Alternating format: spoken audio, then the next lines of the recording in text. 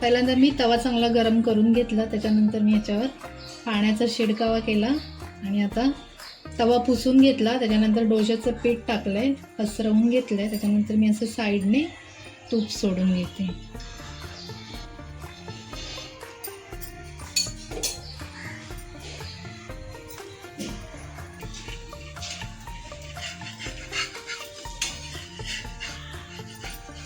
बघा सगळ्या साईडने आपला डोसा मस्त निघालेला आहे. पहिल्यांदा जो मी मिस्टरांना डोसा दिला तो साध्या पद्धतीमध्ये असंच करून दिला, त्यांना जरा जाडसर डोसा लागतो. फक्त तूप लावून दिलं. मी आता थोडं मला पाहिजे तर थोडंसं चीज लावते. तुमच्याकडे श्रेडेड चीज असेल तर घालू शकता. माझ्याकडे हा स्लाइस होता म्हणून मी असे तुकडे करून घालते. थोडं अजून वरतून तूप सोडते, त्याच्याने खूप छान चव येते.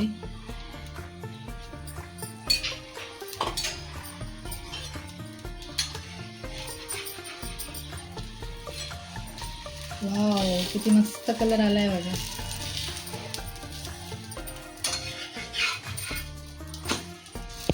Very nice. आता 1 मिनिट असंच ठेवून द्यायचं, कारण चीज आपलं मेल्ट व्हायला पाहिजे. अजून थोडंसं तूप लावते. तूप तुम्ही तुमच्या आवडीनुसार लावा.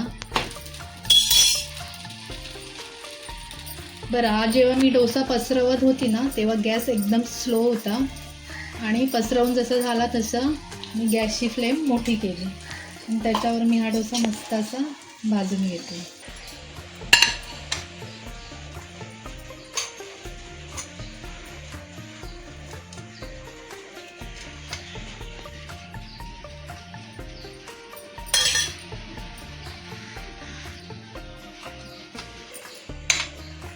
हे बघा, मी मस्त इथे डोसा कटिंग करून घेतला. त्याच्यासोबत मस्त चण्याची भाजी बनवली आणि थोडीशी सोबत चहा.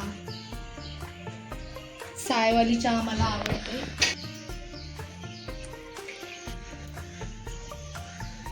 तर असा आजचा हा आपला नाश्ता आहे. मस्त किती छान दिसतोय बघा. तुम्ही पण या खायला. व्हिडिओ पाहिल्याबद्दल धन्यवाद. Thank you so much.